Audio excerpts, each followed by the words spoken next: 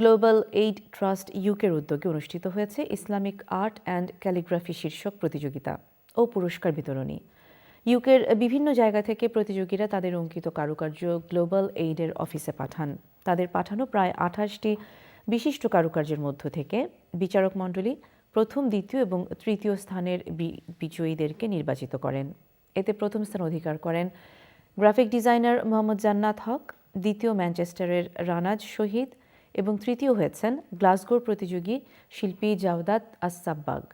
অনুষ্ঠানে বক্তব্য রাখেন গ্লোবাল এইড ট্রাস্টের chairman doctor Akhtaruzzaman, vice chairman শায়েখ আব্দুর রহমান মাদানী ও ট্রাস্টি ডক্টর আবুল কালাম আজাদ।